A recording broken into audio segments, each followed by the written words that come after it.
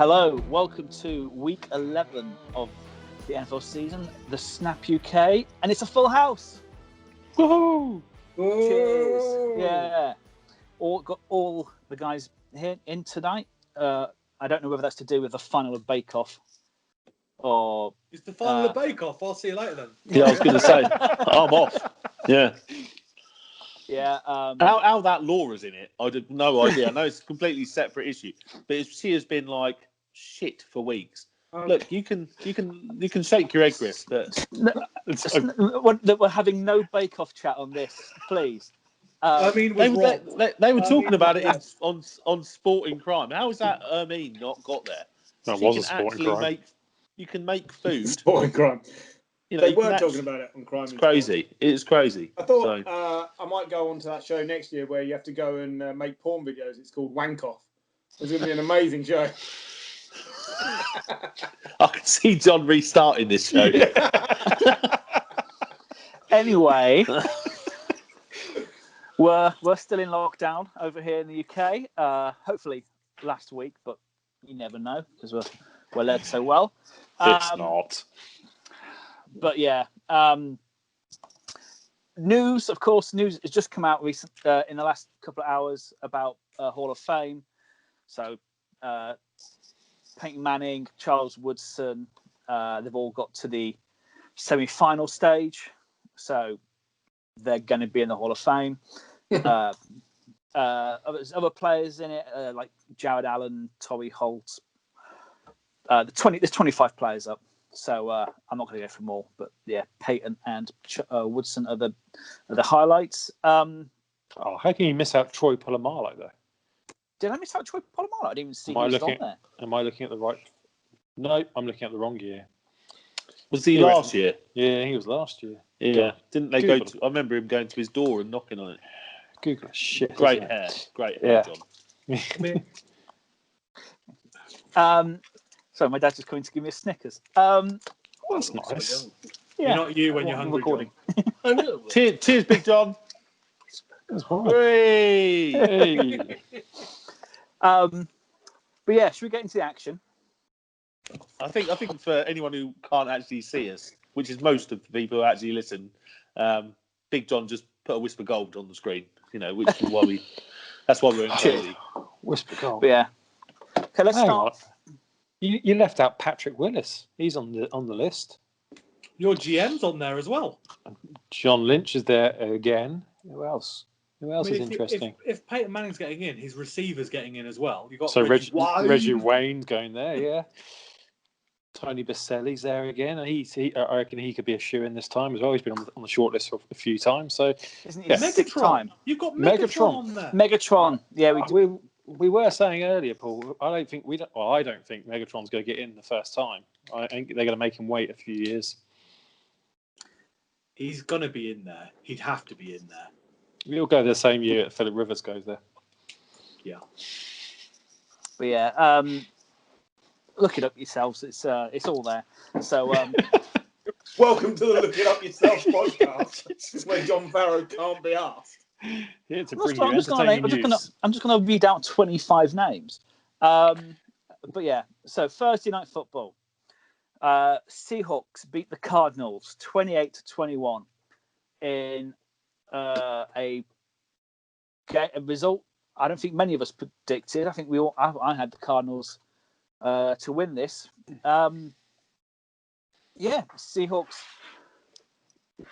are they now leading the division again, or not anymore? I don't think. I don't know, probably not because of what happens in our next game. Yeah. But yeah, it's a timely win for them because they were on a bit of a slide last few weeks. So who wants to start this one? I'd say not so much the whole Seahawks team have been on a slide. I think Russell Wilson has been on a slide the last few weeks, and he didn't do anything particularly wrong this time around. He didn't throw any interceptions, didn't give the ball away. It wasn't the spectacular Russell Wilson we've seen to start the season, but like I said, he didn't do anything wrong. I think I've said it before. I think this team is being massively pulled through this season by Russell Wilson. So if he's playing well, they win. If he makes a mistake, they inevitably lose. And I think the fact is he didn't make a mistake. The running game was pretty decent. They got decent yardage out of Carlos Hyde. Even Bo Scarborough wasn't too bad. 6 carries for 31 yards. He's a mountain of a running back. And I think they just had enough to get past the Cardinals, who I think have made massive progress this year, but they're still not the finished article. I think this is one of those games where they just came up short.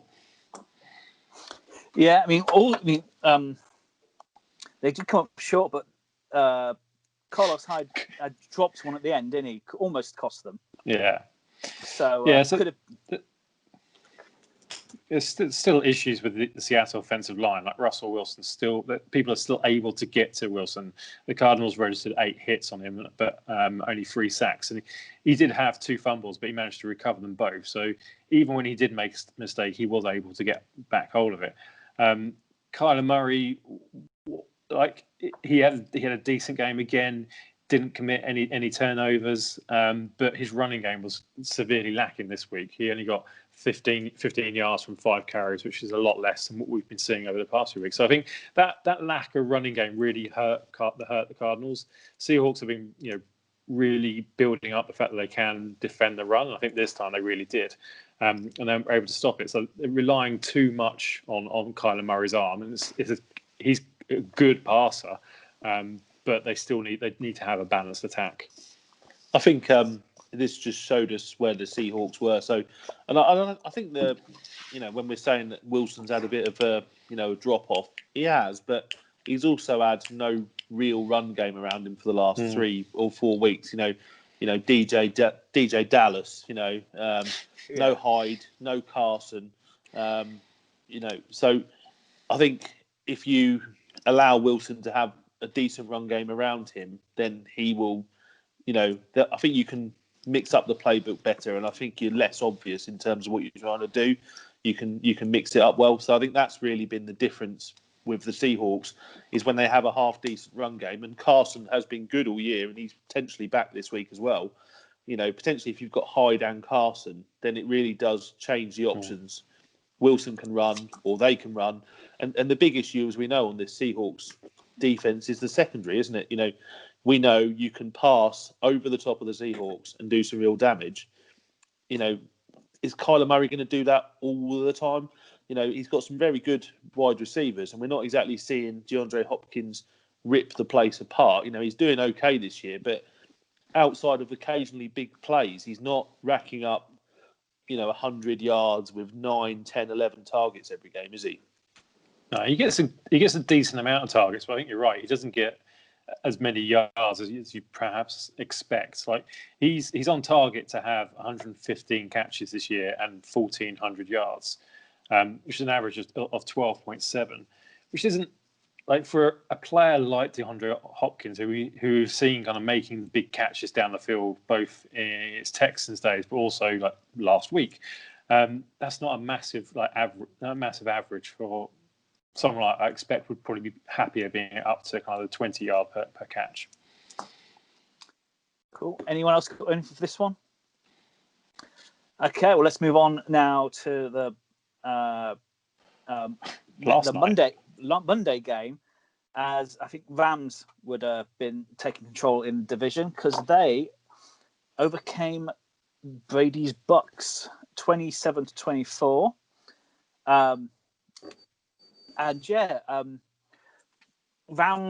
Rams on a good roll now. They're looking good. They once again they got to Brady, which is what you need to do. It seems against this Bucks team. Yeah, they didn't record that many sacks again. I think they had 1 sack on him for the whole game. But like the 2 interceptions that Brady threw, at both interceptions they were basically on top of him as he threw the interception. So one went long and the other one might be short, but he had to get rid of the ball before he got absolutely creamed by Aaron Donald and company. And that I think the biggest kind of improvement in this in the LA Rams team kind of year to year has been that defense. And I think we've said it a couple of times now. Aaron Donald is playing brilliantly, but so is Jalen Ramsey. And the backfield and the defensive front playing together at the same level is causing what is one of the best attacking teams. It caused them problems all night. They weren't able to kind of establish any real gain on the run. Both Ronald Jones and Leonard Fournette had 2.5 yards per carry. And they were getting to Brady, making it uncomfortable. But let's not forget, this is a Rams team that have got a history of making Brady uncomfortable. Like, okay, Brady won the Super Bowl against them, but it was far from convincing in terms of an offense. And I think that's something which somehow the Rams are able to do. I thought, the Rams weren't brilliant. I think they got a lot of production out of Cooper Kupp and Robert Woods, a lot of production. But apart from those two, the rest of the team were just a bit bang average. Their run game wasn't working that well. Goff had a pretty decent night, but still threw 2 interceptions. One of them was terrible. He kind of threw the ball without even looking where he's throwing it, from what I can make out. It was an obvious interception for Pierre-Paul. But because of that running game, they were asking him to throw so many times again, 51 attempts. And actually, he got quite a lot of completions, but the massive overusage of those 2 wide receivers. And if the Bucs backfield had turned up and actually figured out what to do, I'm not sure that the Rams would have won this. I think they would have, if they could have just stopped Cooper Kupp and Robert Woods a couple of times, the Bucs would have been right back into this because they're a much better spread offense, I guess. Cool. Anyone got? Yeah, I just wanted to come in with the Rams. There seems to be this level of surprise that a team that were in the Super Bowl 2 years ago were a good team. Yeah. And, they haven't lost many pieces from that team that won the NFC Championship. Well, they haven't, but they have lost Gurley, and Gurley at his very, very best. And he was a huge part of that offense. I think their defense is their strength, Yeah. And I think, wide receiver, I think they've got 2 very good wide receivers in Woods and Cups, Cup rather than Cups. But I do think they are both very solid, and you've got proper dual threat, haven't you? You don't know who's going to get the most targets each game. No. And then, you've got Donald, haven't you? So your defense is always going to be in the game. I do think as good as Kupp and Woods are, I do think they're 2 number 2 receivers though. I wouldn't, and we'll talk about it later. I know, but I wouldn't have either of those as a number 1 receiver. I think they're complementary to each other and they work well together. But they're not. I wouldn't say they're kind of star receivers. They don't put those numbers up every week. That's for sure. But the Rams look so much better when Cooper Kupp is playing. Yeah. Oh yeah. He's definitely a favourite target of Goff's. Do you not think that this game and what we'll get to later just highlights the fact that Goff and Wentz are the most disappointing 1-2 quarterback pick we've had in a long, long time? Oh, so inconsistent. I will give you Mariota and Winston as the worst numbers 1, 2. Deshaun Kaiser. No, he was a second round or late. No, Mariota and Winston went 1 and 2. One to the Bucs. Yeah. I don't know. I just think, Wentz I'm completely done on, and Goff is so incredibly in and out. First half, brilliant. Second half, useless. And it shows. It's almost like you only have to rattle him once and he's done. It was the same in the Super Bowl. They got to his head before they even got to that game. And I don't know. I don't think either of them are elite. They're not Hall of Fame quarterbacks. You're never going to see either of these two be a player that drags a franchise to successive championship games or Super Bowl appearances. It's just not going to happen for them. Well, can I just bring in a comparison for you though? The 2007 NFL draft. Who were the first 2 quarterbacks picked in 2007, Michael? Go on, I don't know. Jamarcus Russell and Brady Quinn. Yeah, but were they picked 1 and 2? No. Jamarcus Russell was picked number 1 and Brady Quinn was number 2. He always was number 2. But like I say, I think it's so disappointing. These 2 were hyped as generational talents. Winston certainly wasn't. I think Mariota was looked upon as a little bit more than he ever was going to be. But Winston wasn't. Everyone knew he had the possibility to flop. But these two, Goff and Wentz, if you go back and read it, it was like these are generational talents. It was a bit like Manning and Leaf. All right, it hasn't gone exponentially in either direction like that did, but it's just sort of floundered in the middle with both of them. Well, I'll tell you, Wentz, you were quite big on Wentz before he got injured and pussied out, as you would say. Yep. But he never really came back from that knee injury, which is the same terrible knee injury, that Burrows has just suffered from, as John liked to, point out to us the other day. Then he had back issues and concussion issues. He's in an aging team. That Eagles has been an aging team ever since their Super Bowl. Do you not think that Wentz, injuries aside, he's never come back from mentally the burden of not being the one at the Eagles to win the Super Bowl? Definitely. I think that's what's 100%. killed him. He probably knows that was that team's one opportunity to win the Super Bowl, and it wasn't him. And he will always be the guy that got 3/4 of the way there and then watched Nick Foles win the Super Bowl. And it's the same with Goff. I think he got all the way with a very good team to the Super Bowl and just crumbled. And I think mentally both of them are just floundering in the NFL. I don't think they're floundering, but I think you win an NFC championship in spite of Goff rather than because of Goff. So I'm not sure Goff's a write-off yet. I'm not sure he's. Well, he's not a write-off, but I'm not sure he's got to the peak that we might have thought he might. He's not an elevator. He's not an elevator of a team. No, definitely Whereas not. I'm not. I think Goff can still get better though than he is now. I'm not sure Wentz can be better than he was 3 years ago. No. I wonder how much of Goff's success is down to Goff and how much of it is down to Sean McVay, because there's a lot. Well, when he first came into the league as a head coach, there's a lot of conjecture about him being an offensive genius, and he was speaking to Goff right up to the time limit in the helmet. And now I don't think that's any. He had a down year last year, but I don't think he's any different in terms of he's still an offensive genius. He still knows what he's doing in terms of running a team.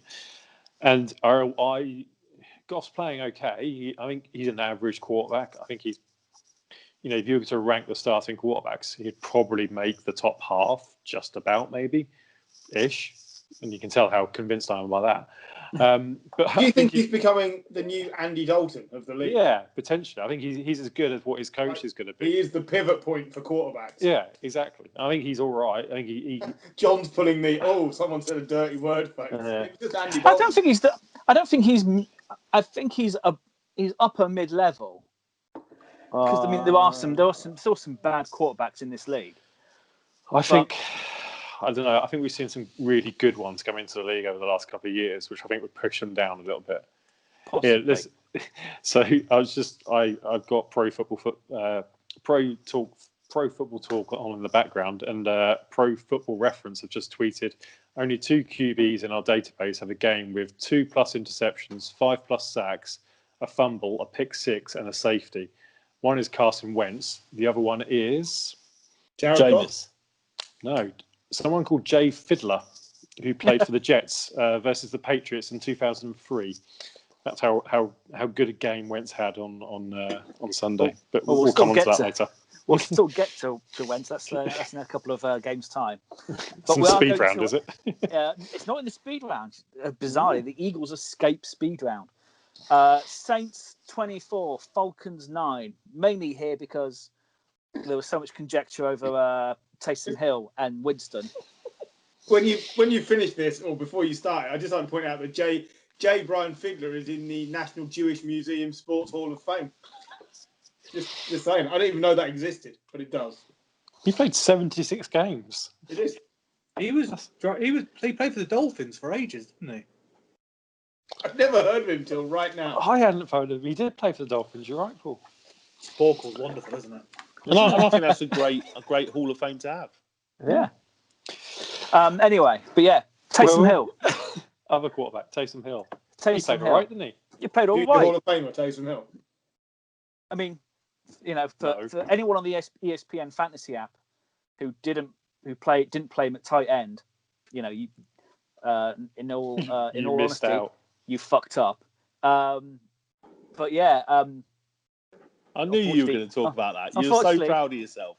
Literally, I that is the was. happiest you've been in months. That's been changed now, hasn't it? They put him I back can't- as a quarterback. Yeah, I've got to play him as a quarterback this week. Or as I will be playing him from the bench. But no, he was fine. I think it helps that you're playing the Falcons. But you know, I don't think you get any better from playing Winston. You know, plus he got 2 running touchdowns. So you know, I don't think they'd be particularly long because you know the Saints are good still, and the Falcons are rubbish. That's pretty much all the analysis we need to do on this one. They destroyed Matt Ryan, and Taysom Hill got better as the game went on. Some of his distance throws were so floaty, but in the end, it didn't matter because once he started using his legs, and they took a long time to dial up an actual quarterback run in this game. But once they did, all of a sudden the field opened up because they went from trying to throw the ball, which he looks less than average at when it's beyond an intermediate throw, to okay, we can pull out every trick in the book because we're slightly ahead, and we can afford to run it now and see what happens. And he ran for 2 touchdowns. People would be screaming about how great it is if Cam Newton was doing that, and yet people are criticising Taysom Hill for not being able to throw the ball down the field. But this team hasn't thrown the ball down the field all season. Drew Brees can't throw it more than 25 yards. Look at the current MVP is. Yeah, exactly. So I think that actually, I think Sean Payton has done himself a favour here by saying this is who I'm going with, and this is going to work. And he can now say at any other given time, like this week we're playing Jameis because I think this is going to be a better game plan. But he always said, didn't he, that if he had to swap Drew Brees out like mid-game, it'd be Jameis Winston because it means you don't have to change the whole game plan. Yeah. So, but you see, if you have a week for Taysom Hill to prepare and the rest of the team to prepare around him, then it's going to be Taysom Hill because he's his number 2 quarterback. And you know, like McVay, Sean Payton is another offensive guru, and you can scheme up different ways of playing for Taysom Hill. I think that's what he did. And I thought Taysom Hill was fine. Like 18 completions off 23 attempts, no passing touchdowns, but no interceptions. He only got sacked 3 times. And you mentioned it earlier, Griff, and I think kind of Taysom Hill is stealing the headlines here. That Saints defense is really improved over the last couple of weeks. They had 8 sacks on Matt Ryan, and I think they hit him they got 11 quarterback hits in total. Yeah. Like it's never been the Falcons' offense that's been the problem. It's always been the defense, and that Falcons' offense was just non-existent on Sunday. It didn't help that Julio Jones went in and out of the game about 6 times. Yeah. But it's like Calvin Ridley and Russell Gage. But even the running game didn't function. Like Gurley or Brian Hill or Ito Smith or whoever else, Brandon Powell, need to get glasses. None of them could make any impact. And Matt Ryan was just harassed the whole game. And of course, Zacharias. Of course. Olemdi Zacharias, is that how Olemdi Zacharias, one of my faves this year. You know, Falcons, you know, they're just playing for the season to end, really. But yeah, Saints. Yeah, I don't know. We don't know how long Breeze is going to be out, but actually, I'm feeling a little bit more confident about playing without him than And you look at it, that's now the 6th or 7th game in 2 seasons where the Saints have won. They are 7-0 across 2 seasons with the backup quarterbacks. Yeah, that's good coaching. Like we talk about, we talk a lot about coaches and coaches in the hot seat for not preparing their team properly. That's a good coaching staff. It's not only good coaching; it's also throwing money at backup quarterbacks in case you need them. Yeah. They did the same with Bridgewater. All right, they got him on a good deal, but they did do that, and they've thrown big money at Taysom Hill for what he is. But if he gets you 1 or 2 wins and you get into the playoff, and then you can bring Breeze back without him ever having to throw in the regular season again, that's money well spent. Yeah, I mean, for the Saints, only the Steelers are on a longer winning streak than them. They've won 7 in a row, and they are now in the lead of the NFC South, 8-2 to the Bucks, 7-4. So you know they're leading the whole NFC as well, aren't they? I believe. Yes, 8-2. Everyone else has only got 7 wins. So you know they're putting themselves in a good place for that bye. You know, because there's only one bye now in So yeah, they're doing Well, playing lights out. the last 3 years, at least one of us has picked the Saints to go on and win the Super Bowl. I picked them this year. If not more of us, because when you look at their whole offense-defensive balance, and they've got people who can make plays on both sides of the ball, haven't they? And interestingly, actually, I thought Taysom Hill looked okay. I thought he threw quite a good ball, actually. I didn't really think his passing was too much of an issue in terms of his technique. I thought it was more timing.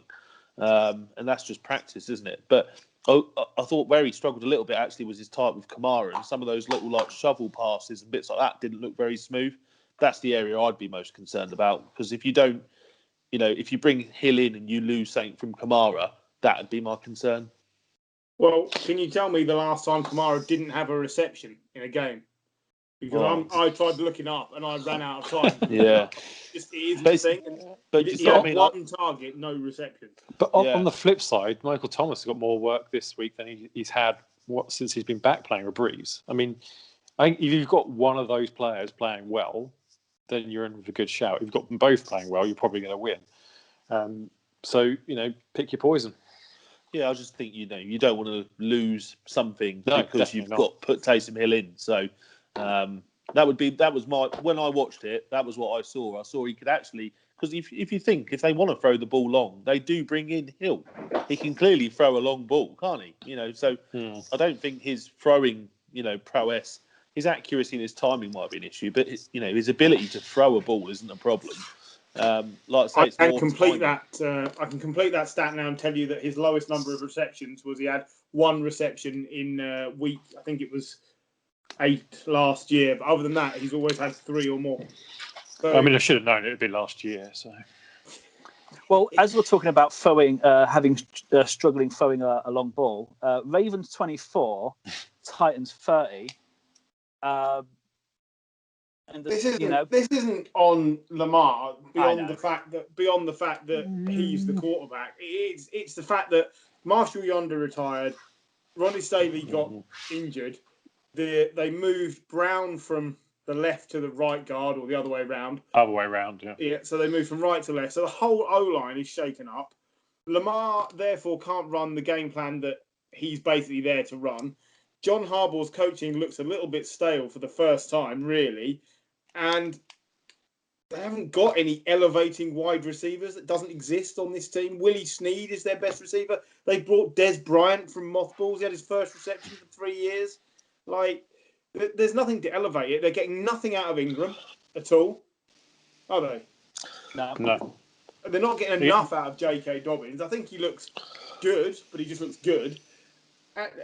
And then, effectively, the defensive unit surrendered in the second half. They held Derrick Henry to 30 rushing yards in the first half?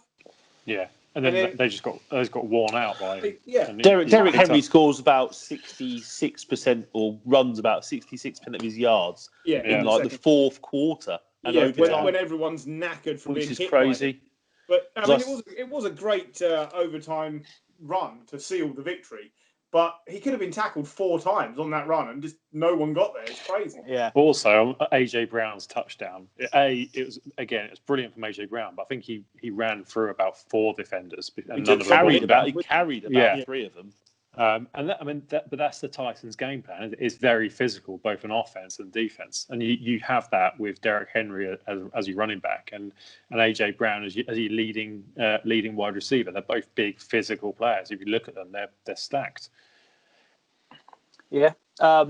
If you go back quickly, just the running back game of the Ravens, Lamar Jackson is still the number 1 runner for the Ravens. Yeah. 575 yards.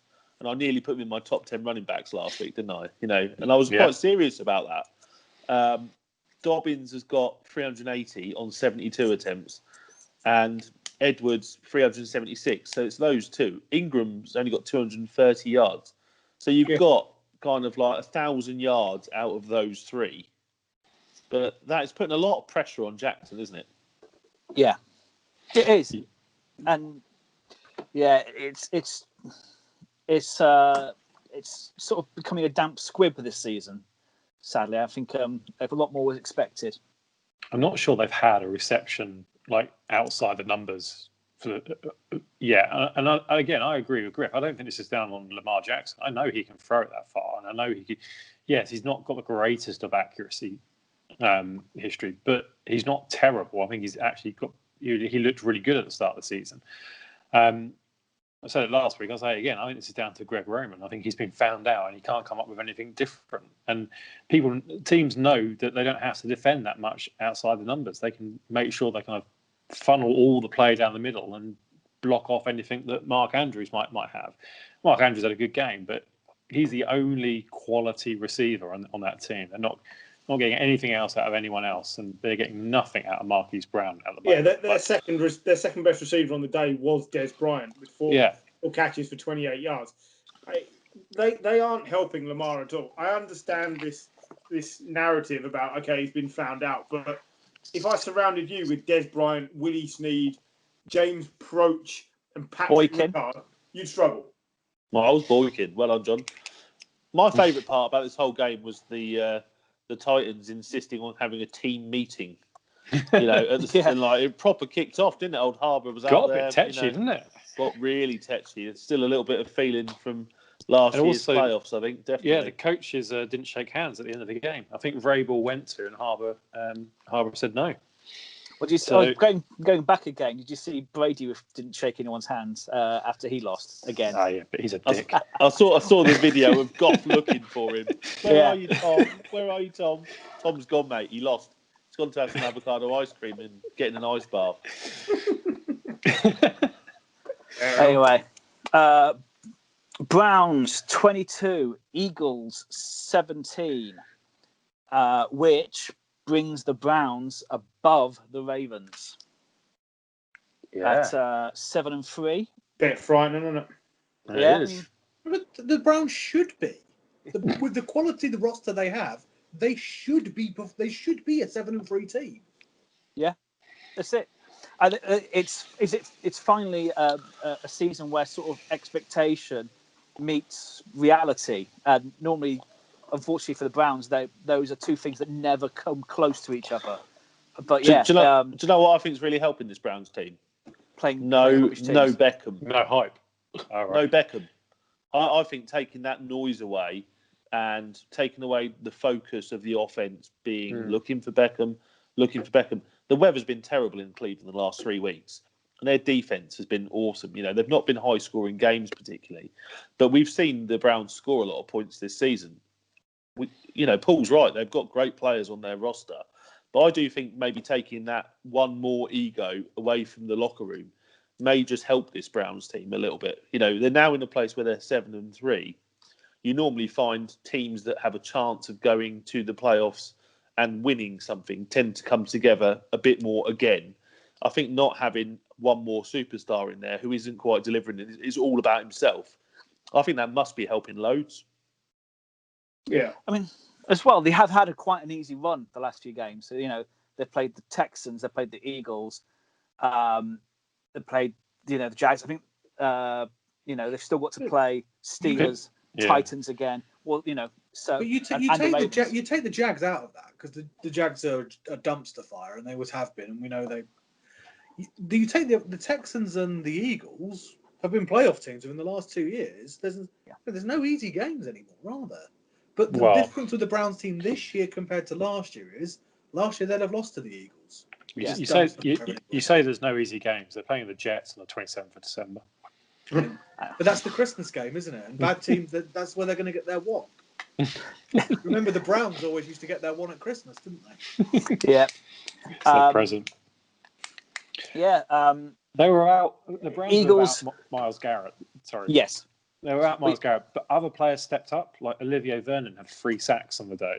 Like Adrian Claiborne had another 1.5 sacks. So we know the Eagles' offensive line is bad, but you still got to go out there and do the job. You're a leading pass rusher, and probably the league's leading pass rusher. And Olivier Vernon's. I think when he left the Dolphins to go to the Giants, his career sort of just plummeted. He was never really heard of again. That's the first time he's probably ever been mentioned since he made that switch.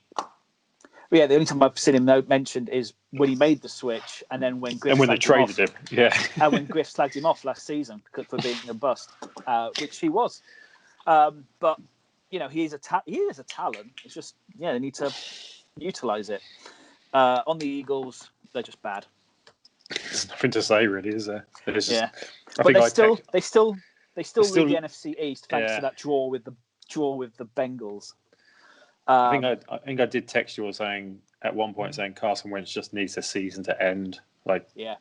Forget about it. I mean, would you, if you were Doug Peterson, would you consider putting in Jalen Hurts just to see what you've got? Because you're not getting anything from Wentz at the rate he's getting sacked. He's probably going to get another injury at some point. Yes, I would absolutely do that. I think that's a very good idea. 100%. You've got a man made of porcelain, and what's your rookie going to do? Come in and throw picks? Wentz is doing it anyway. Yeah. Well, it's not the fact he's made of porcelain because we're going to. He's got through this season. He's got through this. He's getting through another season. He's not made of porcelain. He's got through this season. I think the mentality's gone, and I don't see what you're going to lose. But then on the flip side, they've still got a chance of going to the playoffs. Well, they're in pole position. In a really crappy race. I mean, but still, it's the playoffs. Still could get there. And then it's anyone's game. Apart from whoever is from the NFC East, because they will not go. But but because they're in the playoff hunt, we have to keep the Eagles outside of speed round.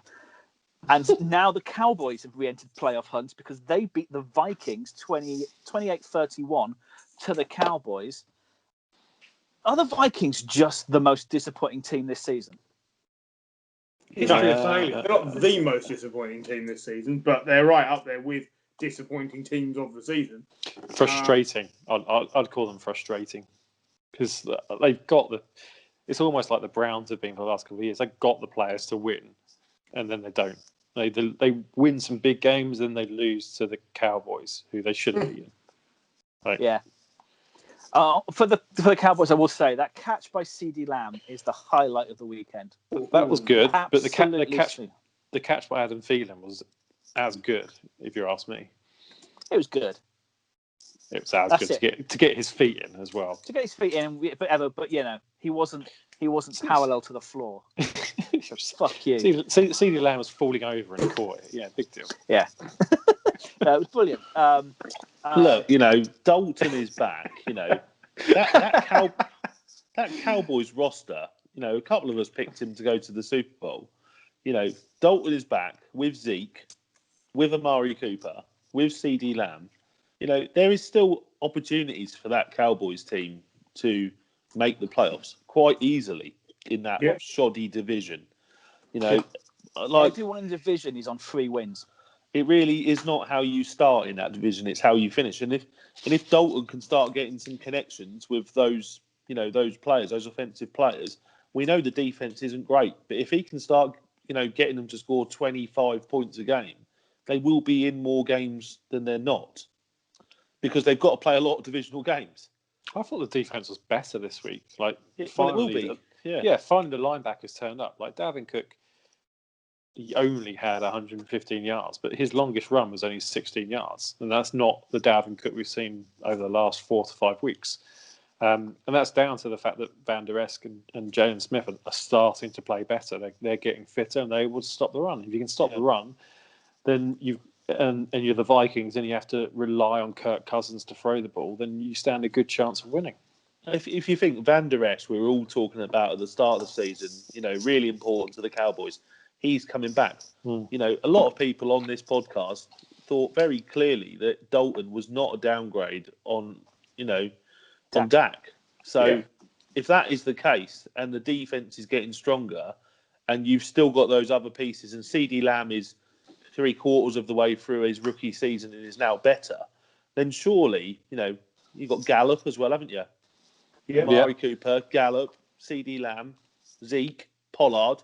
There are options there. If Dalton can be decent, then I don't see any reason why that Cowboys team can't make a late push for the playoffs. They definitely could. The Cowboys got Zach Martin back as well, and actually they played him a tackle rather than guard because they're that desperate. But he's is just such a massive upgrade over everything else they've had on that offensive line. And if you can protect that Dalton a little bit more, and like you say, you've got the players around him. Like it was Zeke's first 100-yard game of the season. If he can pick up the pace a little bit and have a few more of those, you've got great wide Tony receivers. Pollard looks so much more explosive than Zeke. He just looks like a man who's interested in playing, and Zeke doesn't. But that's fine. You have a 1-2 punch. It's fine not to lean 100% on Zeke if you've got someone else. It makes it even better because you can keep him fresh. So, that's a very rosy way of looking at the Zeke problem, which is he can't be asked. Well, maybe, but you're paying him a lot of money, so you better get him involved in the game. We're making excuses about the line, but Pollard was averaging 12 yards a carry. Zeke is averaging less than 5 with the same O-line in the same game. I think that tells you everything that's going on there. I don't think Zeke's bothered. He knows the season's lost. Zeke used to get quite a lot of yards receiving as well, though. His receiving yards have definitely dipped this year. Yeah. You know, it normally when Zeke is on the field right now, you know it's going to be an outside run. That's what's coming, and teams are set up for it. And a lot of the time, it's been in losing games, and then if you're behind, you start throwing the ball, don't you? No matter who you've got a quarterback, because you've got a certain amount of time to score a certain amount of points. So I think some of it will be down to situational football. If Dalton can keep him in games, you will see more and more of Zeke, and if Pollard's there as well, then happy days. I think you'll see them really improve over the next 3 to 4 weeks. That's just my humble opinion. I think it's a perfectly good shout, and I stand by the fact that if you keep Dalton upright, I think this team can do good things. I'm just saying, when we were talking about the Ravens, we were talking about not having enough wide receivers to elevate the quarterback. In this team, the Cowboys team, it should be the running back elevating everybody else, and he doesn't because he can't be asked. But then they've got another running back who can, so it's not a big problem, is it? So use him more is what I'm saying. Tony Pollard should be getting a lot more work. Yeah, well, for the Vikings made it easier for them really because defensively they were toilet. They have been all season, to be fair. Yeah. Shocking, really. I think this summed up the Vikings season. It's very much like the Patriots in the fact that you've got some pieces, you've got 1 or 2 talented players, your defense isn't turning up week to week. So if then your quarterback or your running back don't elevate the team enough, you're out of the game. Even in games you should win, they're both going to be similar results this weekend because we're going to talk about the Patriots as well against the Texans, and it's a similar sort of thing. I would have picked the Patriots and the Vikings to win these 2 games, and it's gone the other way because if the defenses can't step up and do just enough, they've got nothing. They've got no way offensively of going past it, even with Dalvin Cook being as good as he is. Cool. Well, anyone got anything? Otherwise, we'll move on to Raiders 31, Chiefs 35. Raiders failed to get 2 wins over the Chiefs this season. Surprise. Who'd have thought it? But they played well, to be fair. They did play well, yeah. Yeah, as well, I predicted a Raiders win for this one. So strong. I know, but I just think they're really good. No one's talking about it, but Derek Carr is having a sterling season. Like he's really playing, considering the amount of grief that he was getting pre-season and the amount of rumours that were swirling about him being replaced. He's got 2,431 yards, 19 touchdowns to 3 interceptions, and he's nearly 80 quarterback rating. I mean, like this is going to be a career high season for him at this rate. If he gets this Raiders team into the playoffs as well, that'd be a great progress under Gruden. Suddenly, the 10-year plan is starting to work. I think. I'm not saying it's going to succeed over the 10 years, but at least you can see what they're doing. The team is building really well. I think this is the thing I've said about the Raiders previously, that Super Bowl winning head coach with team full of first round picks does well. Yeah. Isn't a surprise. They do still have Nathan Peterman on the roster. But that's fine. You think about it. There's the Cowboys had Cooper Rush. The Vikings had Sean Mannion. There's some toilet pony quarterbacks in this league on backup. But for me, the Raiders should be pushing the Chiefs.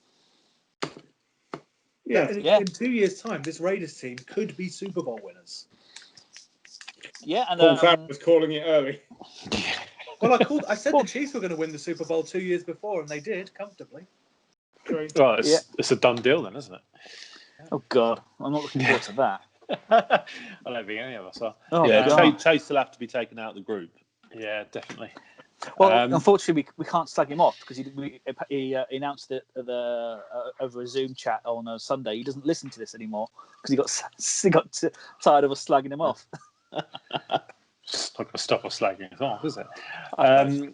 I agree with you, Paul. I think the Raiders are doing well. I think they're greater than the sum of their parts because you still look for especially on the defense, you look through the roster, it's still a load of not really sure about that. But players like Max Crosby and even Jonathan Abram, I know that Jonathan Abram's a first-round pick and he was injured last year, but he is flying around the field at the moment and playing brilliantly.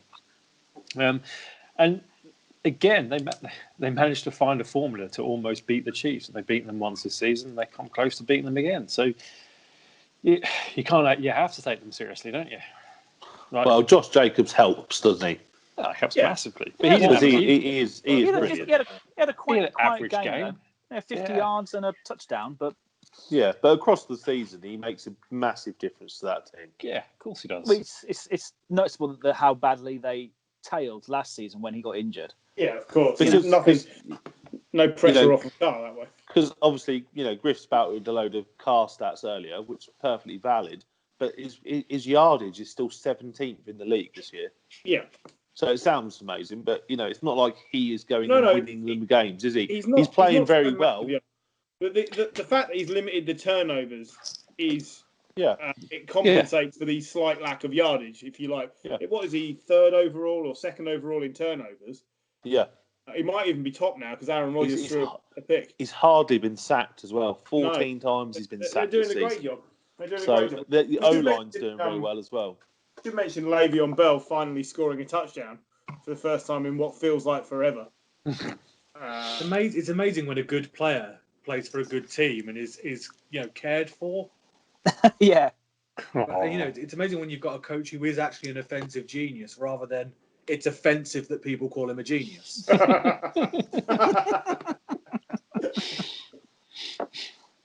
Yeah. Well, we'll leave it there and we'll come back for the second half for what is basically the Packers Colts and then speed round. Round.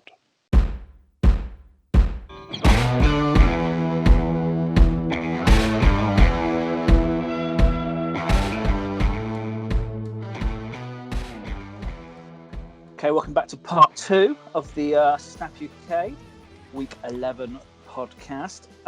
So let's go straight into one of the few remaining games that actually matters.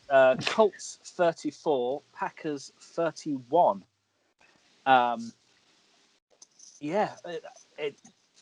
All down to my main man Rodrigo Blankenship. My fantasy player of the year, and potential rookie of the year candidate, quite frankly. But you can't get rookie of the year because you wear glasses. What are you saying about people who wear glasses?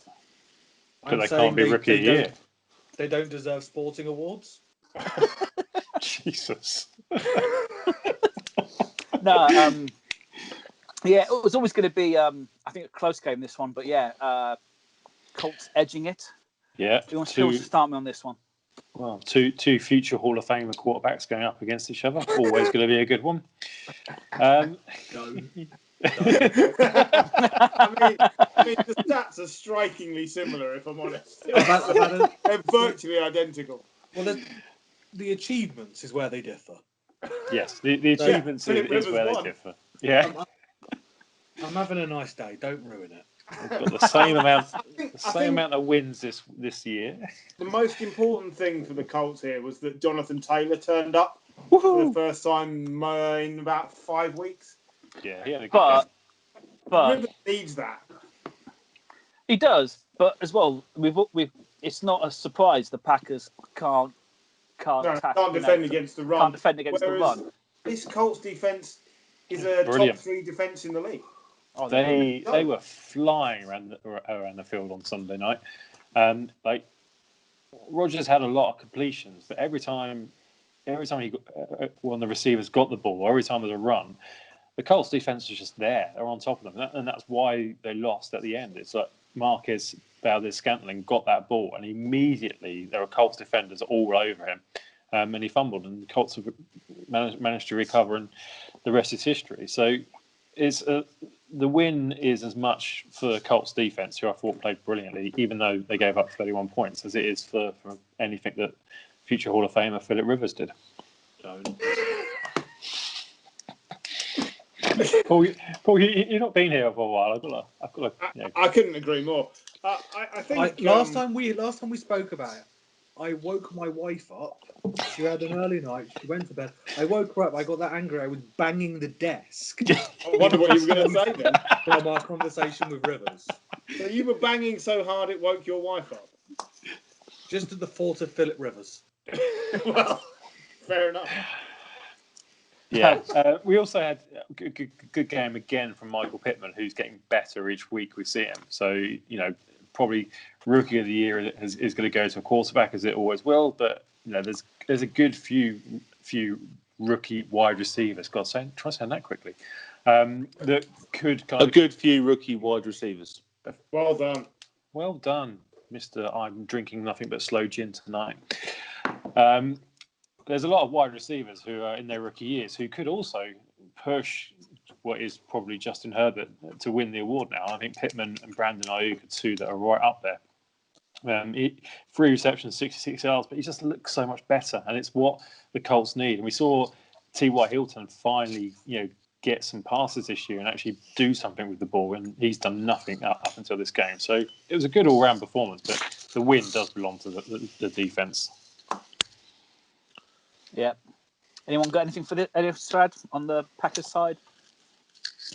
Well, it helps when you keep Aaron Jones quiet. It's like the opposite to what the Colts got out of Taylor. Jones was the quietest game he's had this year, and again, Rodgers, as good as he is, needs his running back to provide some of the lift for the team. So, as long as you can keep either him or Devontae Adams quiet, you've got a chance against the Packers. I think this was an interesting game to see two very tightly matched teams go up against each other. That Colts defense come out on top. Buckner was such a great addition to that team. It's made a huge difference. You just, if you put talent like that on your defensive line, you really do. I know they still gave up 30 points, but when it mattered, that defense stepped up, and I think it's really important. It'd be interesting to see where both of these teams, how far they get in the playoffs. They're both clearly playoff teams, so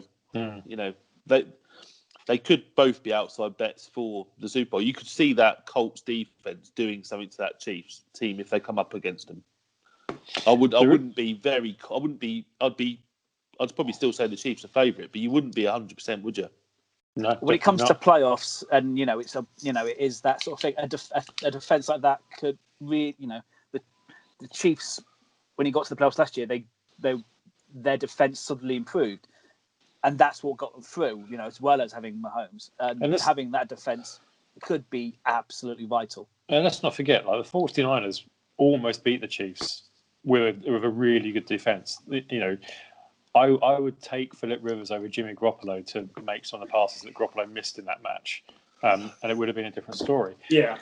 One of the important things, the Colts play the Titans this week on Sunday. They've already beaten them once this year, 2 weeks ago, in fact. I think if they win that game, they're almost a shoo-in to win the AFC South, and they're there. And it's at that point, with the Steelers and the Chiefs doing so well, they probably ruled out getting that number one slot, so they're not going to get a bye. You can see them resting a couple of players and making sure that they go into the playoffs fully fit.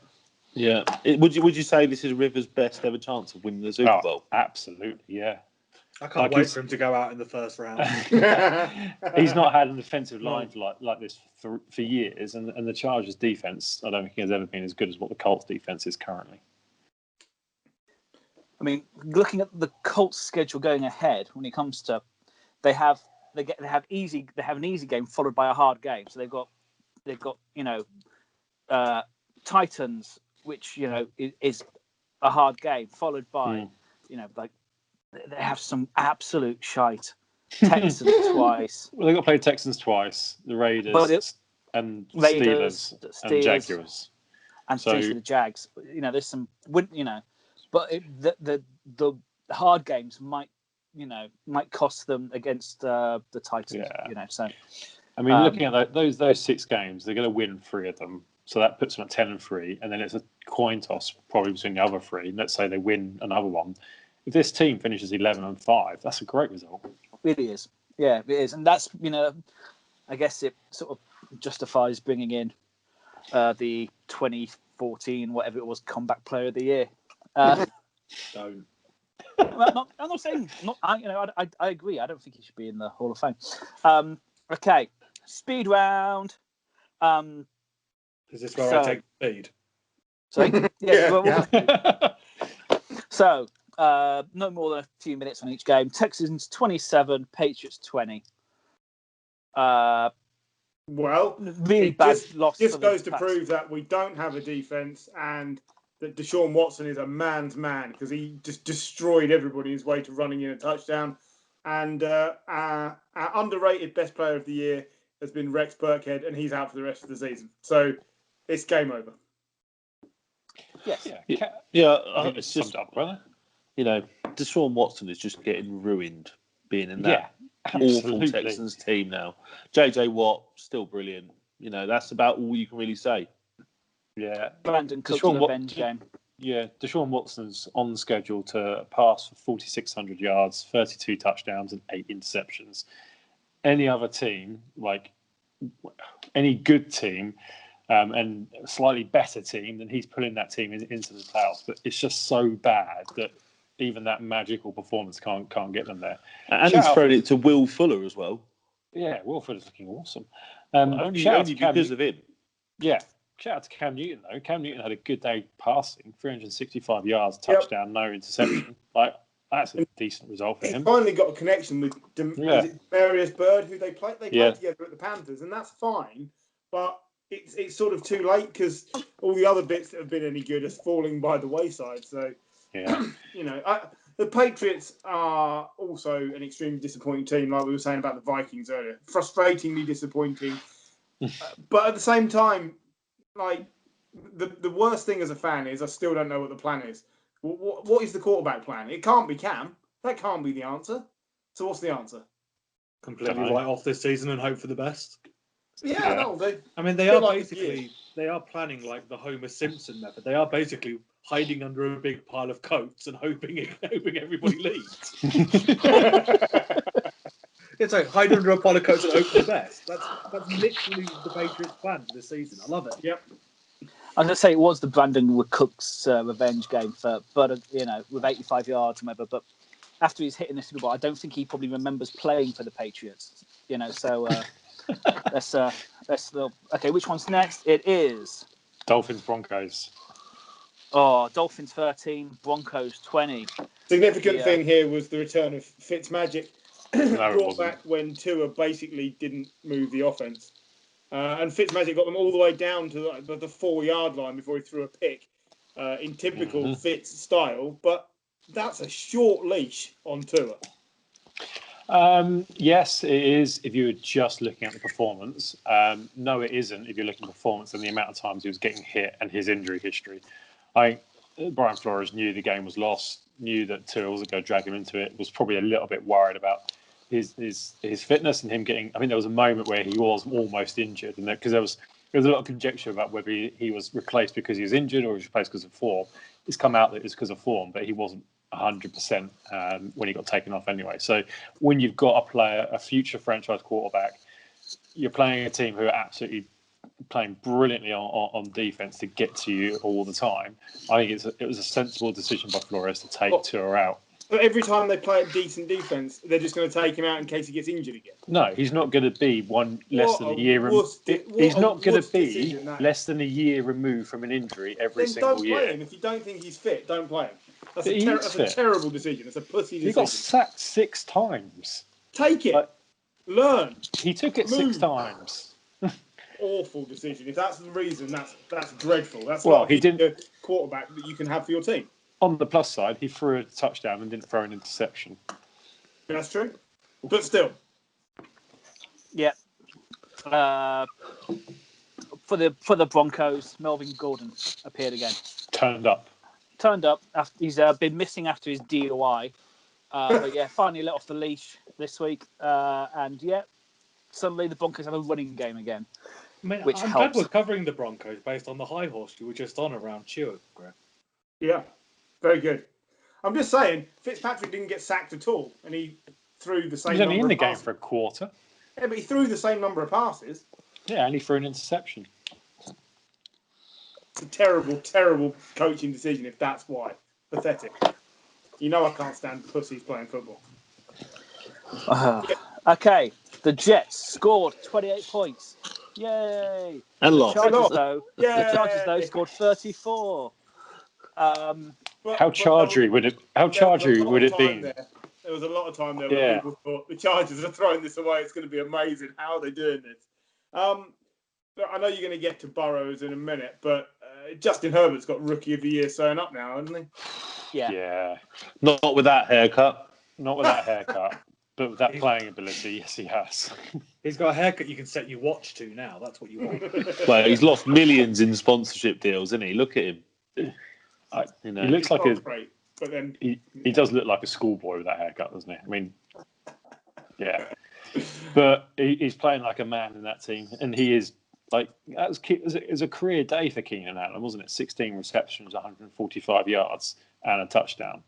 There seems to be a connection there between the two of them already. Some of the passes that Justin Herbert made, I think, like Duncan sent one to our group, and before I don't know why, still really don't know why he sent that. But anyway, before the ball had pretty much, it felt like before the ball had left Herbert's hands, it was already in the receiver's hands. It was that fast. It was brilliant. Yeah. No, Keenan Allen is one of those wide receivers that seems to be quarterback proof. Really, he's a brilliant wide receiver. And obviously, he wanted to get in just in time for our wide receiver top 10 list. Of course, and he's playing very well. Frank Gore scored a touchdown. Yep. He did, yeah. Hall of Fame. Yeah, as did LaMichael Pirine, as did Joe Flacco, who scored 2 touchdowns and actually played all right. Like, it didn't look any different for this team if they'd had Sam Darnold or Joe Flacco. And I don't know whether that's testament to Flacco or a reflection of how badly regressed Sam Darnold has been. A little bit of both, I think. I mean, if the Chargers carry on with this, basically you take Keenan Allen out of the Chargers, Justin Herbert got to look across the field at what his future is. Seeing how things are with Darnold at the moment, I think. But yeah, I mean, it's just I can't understand. Like, we'd say there shouldn't be a team going into the playoffs from the NFC East. They shouldn't be the Jets. Or just as a team. We did say this license to play this year. We did say they should merge the New York teams together. They share a stadium anyway, and then they'd both still be crap. Merge together into New York, whatever. They'd just be one crap team. I was looking at the standings of from the Giants down at the end of this week, and the teams, the bottom 7 teams or whatever, have just been bad for a while now. Yeah. There don't seem to be much movement. They're just pretty much, apart from 1 or 2, it's the same teams every year. We go on about it every year. Some teams are just run badly. Yeah. And that's what it is. Yeah. The Browns were run badly for years, and they finally made enough changes that it's different. But the Bengals, on the other hand, have got all this intake of players high up in the draft, and they're still badly run. We'll get on to them. Just the Jets remaining games: Dolphins, Raiders, Seahawks, Rams, Browns, Patriots. They're going to lose all of them except the Patriots game. Yeah, I think you might be right. Actually, I think you might be. Yeah. It depends what Patriots team turns up, doesn't it? And it'll mainly be because Belichick wants to make sure that the Jags get the first pick, not the Jets. He'll just throw the game. It'll be hilarious. Well, let's move on to them. Jags 3, Steelers 27. The Jake Jags Luton are never stood a shit. chance. The Steelers are great. Yeah. Yeah, They didn't even play down this week because they can't play that far down. really can't, can they? They played pretty much the best game that they've played all season, because there was not one iota in this game did you think the Jags have got a chance. They never stood. They weren't even worthy of being on the same field. No, exactly. And we go on about Rookie of the Year. Chase Claypool having a really great season. Mm-hmm. So if they did think beyond a quarterback, he could be one of those receivers. Could definitely be another one in there. I mean, we've talked about a couple of teams, and I know we've argued over the Bears about their lack of balance. The same with the Seahawks, but teams like the Steelers and the Saints and the Chiefs, to some extent, they've got quality on both sides of the ball. They're really well balanced teams, and I think this Steelers the best of the bunch because the defense is the number one defense in the league, bar none, and the offense. It's not that it's just doing enough. I think Ben Roethlisberger is just doing enough, but he's got so many playmakers around him that you'd think they'd challenge any team out there. It's getting difficult to look past the Steelers being one of the favourite, well, obviously one of the favourites, but very, very top favourite for getting to the Super Bowl. I mean, for the Steelers, I mean, last year, what they've really added from this point, from last year, is they've got Ben back and they've added Chase Claypool. Yeah.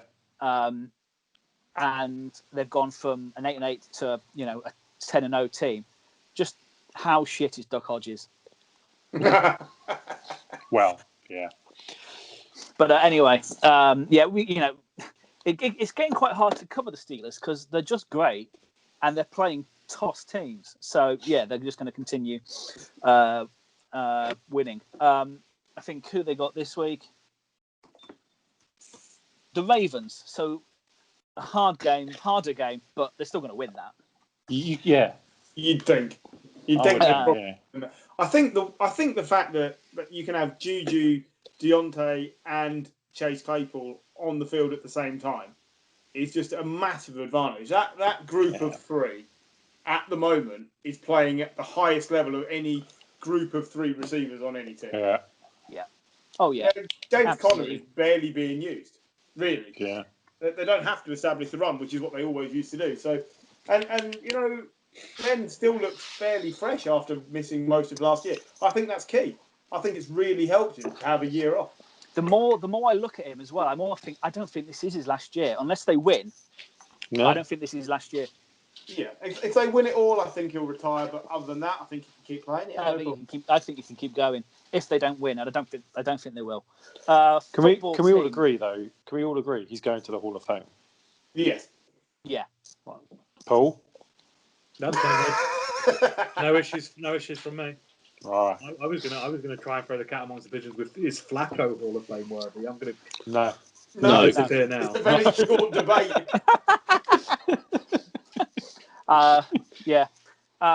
Football team 20, Bengals 9, and for the Bengals, it's the main thing is they've lost Burrow, an ACL, an MCL, and additional and structural damage. It's the same thing that happened to Wentz. He had 14 months off. Yep. It's going to be a year before you see Burrow on the field as a starter, which means the Bengals are knackered for next year as well. It's exactly what it means. Ryan Finley should not be a quarterback in this league. He's not. Shouldn't be a backup quarterback. No, and they are. He's why we have the XFL. Yeah, but they're in danger of now being obscure for another year and a half because even when Burrow comes back, it'll be too late for next year. So, what do? Do you go and find a veteran and play him next year? Tyrod Taylor's out there. Yeah, that's not a bad shout, to be fair. It'd be an upgrade, a massive upgrade on what they've got Cam? right now. Do you know... Jameis? I heard a little whisper that maybe they'll be going back after Andy Dalton. Well, why wouldn't you? Dalton will go back, won't he? No, he would never go back. I don't think he'd go back, but they got to pay somebody and play him. Yeah. Yeah. He wouldn't go back.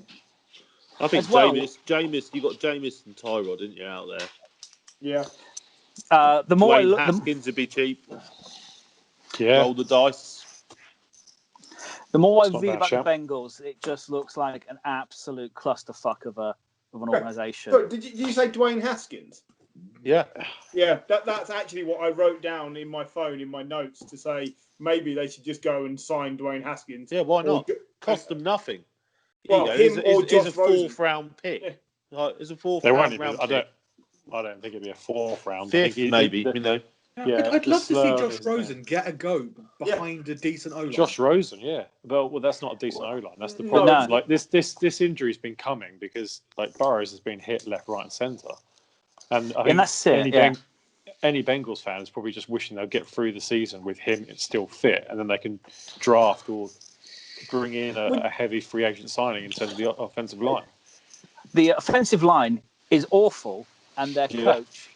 coach is the O-line coach, Jim Turner, is just the worst. Yeah. If you Trubisky, don't- Foles. You know, there's so many people out there you could go and get. Yeah, for anyone who Me. doesn't remember Jim Turner was the guy who's in charge of the Dolphins O-line when he was part of Bullygate. Fitzpatrick. They could bring in Fitzpatrick. Yeah, he could well Is be that one? back. Is that one of the teams? I like the way no one's listening to John. We're just literally all just thinking of quarterback names. Yeah. Well, yeah. John's That's making fine. like a really important research point, and we're all just going Kaepernick, Tyrod Taylor. Did you just mention a dirty word? Yeah, you're not allowed to say that just- word anymore. I just snuck it in there without anyone noticing. Alex Smith, Yeah. though, winning. First time since 2018. winning a Yeah, football yeah, game. exactly, yeah. The first time since losing a leg. I hope he got a chance to speak to Burrows and say, Yeah. this can be done. Because Hey, given there the was type, certainly given some the type, irony there. somewhere. yeah, given the type of player that Alex Smith is and type of man he is, I would say it absolutely happened. Yeah. I'm sure it will. I think Yeah. from the I don't think Ron Rivera is getting quite enough credit for standing behind Alex Smith and saying, I'm going to keep you on the team. Because where would this team be right now without him? well without a quarterback. But they have looked so competitive every time he has played.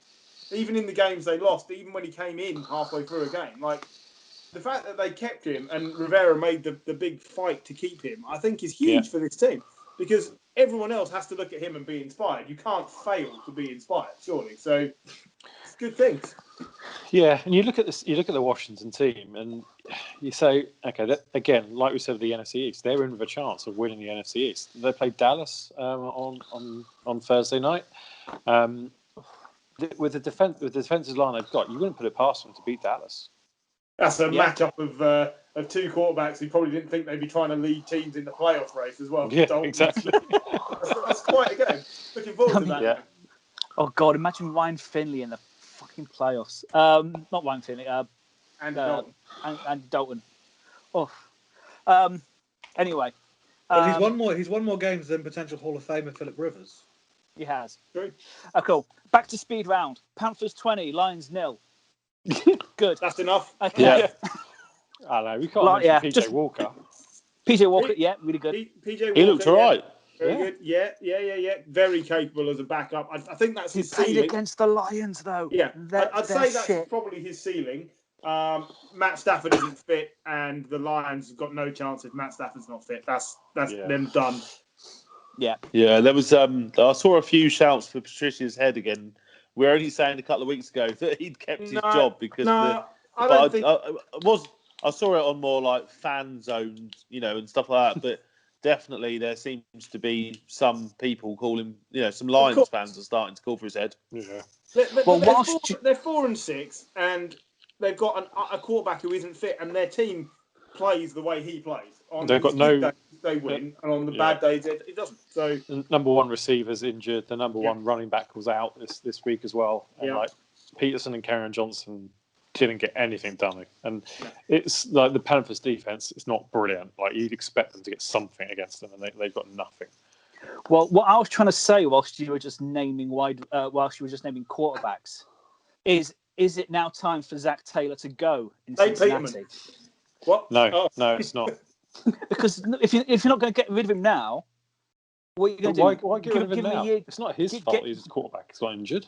He's won 4 games in 2 years. But he's Hey, I'm with John. I've already been on this bandwagon. He does not look head coach worthy.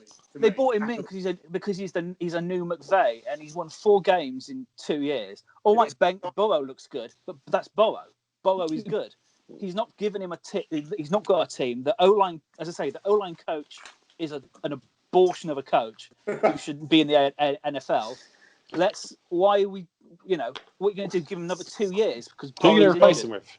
Who are you going to replace him with? And I don't also, think I don't think. What can you get worse? well, you're right. It doesn't matter because it's not down to the head coach. The problem in Cincinnati is the head office, the lack of scouting department, and the non-existent GM. Like, this is a team building thing. It's easy. It's easy to go into the draft with the number 1 pick and pick the best quarterback in the draft and put him in. That's like. Hang on, I refer you to Jamarcus Russell. Yeah, and Ryan Leaf. at the time, any other GM on those teams probably would have made that pick as well. Like, it's still a crapshoot. You still take it's always a risk. If it's the number 1 pick or the number 254th pick, it's still a risk. But you can make that pick. The Bengals have criminally underfunded their scouting department for years and years and years and years. And you look at, you don't win. Your franchise doesn't become a good franchise off the first round. It becomes a good franchise off the 3rd, 4th, 5th, 6th round, because that's where you find players that are worth more value. The Bengals haven't done that for years. Like, they get the first round pick is normally okay, although sometimes bad. John Ross. The second round pick is sometimes okay, usually bad, and after that, it's complete dross. Like, realistically.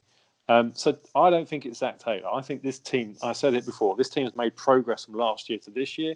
It's shit that Burrow's got injured. Next year, they strengthen the offensive line and strengthen the defense, but I don't think they will. But I don't think that's on Zach Taylor. That's on the whole organization to better itself and bring in better quality scouts and players. I'm just saying, you can't fire him next year because you're going, he hasn't got his quarterback, which means you're then going to have then you're going to have him for 4 years. At which point you probably only won 8 games. How long did they have Marvin Lewis? Marvin Lewis got into the playoffs though. Marvin Lewis was a good, but not for a good number of years. Zach Taylor's coaching record is currently scarily close to Hugh Jackson's coaching record in Cleveland. And why would you wait to see if it goes that way? But it doesn't. That's what I'm saying. It doesn't matter if you sack the coach because you're going to bring in another coach who's got exactly the same problems. Yeah, but you can bring in a bridge. You can bring in someone and say, "You're here to get us through till Burrow comes back. We'll find someone in the meantime." But it's not just Zach Taylor. The whole that's what I mean. It's the whole organisation. So we've got absolutely no idea really if Zach Taylor is a good coach or not, because what he's been given to work with has been absolute dross. Apart from now Joe Burrow and probably T. Higgins. Like, he's the Josh Rosen of head coaches. No, I think, I see where you're going with that. But I think he's better than what Josh Rosen is as a quarterback. But this isn't on the coach. This is on everything above him. So I don't think you can judge him based on what he's had to work with. And I think he's actually done a pretty decent job. I like it when John has an opinion, and I'm entirely with John on this. I think you have to make a decision now because otherwise it's 2 more years before you're going to know. But that's just it. You're going to bring in another coach who's got exactly the same problems. So what are you learning by sacking Zach Taylor? Well, I'm enjoying this speed round. Yeah. Anyway, that's over. We're now going to go on about our wide receivers because last week we did running backs. This week we picked our top 10 wide receivers. Last time we did this was 2 years ago. Anyone remember who was number 1? Brown. It was Antonio Brown. Yeah, AB. Yeah. I'm sure we've all put him back in our top 10 this time, haven't we? Mm-hmm. No, not quite. Not quite. He failed to make an appearance, and then very much like him. I think that week, I think Gary was away that week, and then I think me, Jim, Griff, and Fourth Inch sat there and went, "Oh yeah, now AB's won. We actually think Michael Thomas is better." So that's the first 2. Are not a surprise to anyone really. Guessing who's number 1? I guess who's number 1? Hopkins. It's DeAndre Hopkins. He was number 1 with everyone apart from Jim, who put him at number 2. Anyone want to guess who number 2 is? Devontae Adams. Devontae Adams, who was number 2 at everyone apart from Jim, who had him at number 1, and Paul, who had him at number 3. So on our point score, DeAndre Hopkins got 49. Devontae Adams got 46 out of 50. Then, okay. Do you want to guess the players who missed the top 10? Anyone you think? Anyone? Kenny Golladay. Kenny Golladay. He got picked by Jim. Me, yeah. In 10th, so we got 1 point. We also had a Justin Jefferson. Yeah, I had him at 10. Bit early for that. Devontae Parker, picked by me, number 10. What about AJ Brown? AJ Brown didn't get picked by anyone, but I think me and Gary were saying he was very near my top 10, but he didn't make it. What about Chris Godwin? Didn't get picked. Really? I thought Didn't one get of you would have picked him. I sent a list of notable absences along with my 10 because my notable absences were AJ Brown, Calvin Ridley, outperforming Julio in yards and touchdowns this year. I'd still take Julio over him. Godwin. Yeah. I actually had Robbie Anderson as a notable absence as well this year because he's played well this year. Yeah, he has played well. Obviously, Cooper. Odell Beckham didn't make the top 10, obviously. No Amari Cooper, John. Amari Cooper, he was my number 8, but no one else's. Yeah, because again, they had nobody throw into him. And I bet Tyler Lockett didn't get many picks either. None. But again, could easily be argued. Could be, yeah. Could be argued. As well, I think I was saying to Gary before we started that one of my favourite wide receivers I couldn't put in the top 10 because I think he's class, but Allen Robinson just gets overthrown every week. And I bet if you look at your list from 2 years ago, I bet T.Y. Hilton's on that list, and has he dropped out of the atmosphere this year. And I think probably, Jarvis Landry would have appeared as well. AJ Green. AJ Green, no longer there. Okay, 3rd place. Who wants to have a guess? Got to be Michael Thomas. Hill or Thomas. Yeah, Keenan Allen and Tyreek Hill equal. Oh, yeah, I had Keenan Allen well up my list. I forgot Michael Thomas in mine. I did forget Michael Thomas. I deliberately omitted him from mine. Well, Michael Thomas is just behind in 5th place and probably would have been 3rd if Paul would have remembered him and Griff wouldn't have neglected to have him because he's a dick. Although he also did pick Tyreek Hill. Yeah, I was going to say. I don't know, but Tyreek Hill was a dick before he came into the NFL. Michael Thomas has transitioned into being a dick because he wants. He's still not that big a dick. I just wouldn't. I was looking at who I'd want in my team, and I wouldn't want him basically. After Thomas, I left Cheek out last week. Diggs will be in there soon.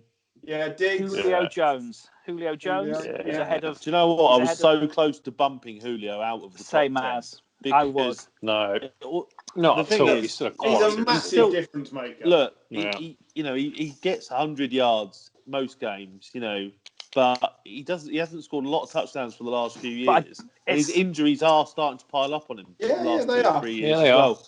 As he's getting older, he had the toe issue a couple of years ago. This year he struggled a little bit. So, yeah, I've got him in mind, but he was touch and go.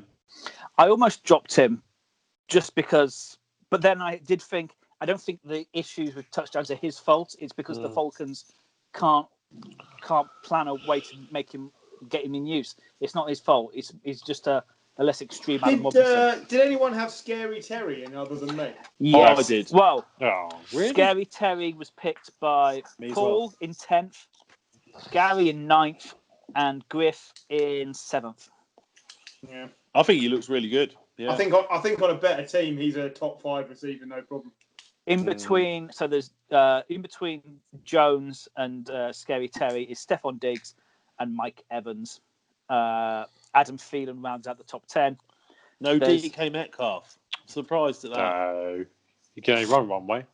That's not close. true, though, is it? That's not true, is it? I had him in 5th. Pick Cooper Kupp. You were the only person to pick definitely Cooper Kupp. Yeah, so Amari Cooper Kupp are 11th and 12th.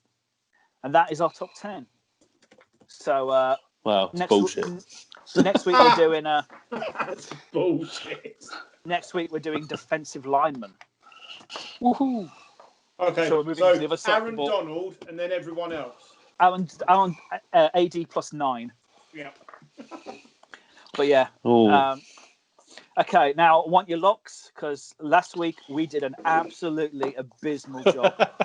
because you don't let us actually pick locks, do you? You want us to pick really difficult games, Yeah. which aren't Yeah. locks, are they? Hey, we didn't Like, do if that you- bad. if you- I got mine. If Paul got his. if you pick if you pick an actual lock, you get destroyed on this podcast. Yep. You're supposed to Yeah. pick a game that's a completely I think that's 50-50 fair. game and call it Yeah. a lock. Yeah.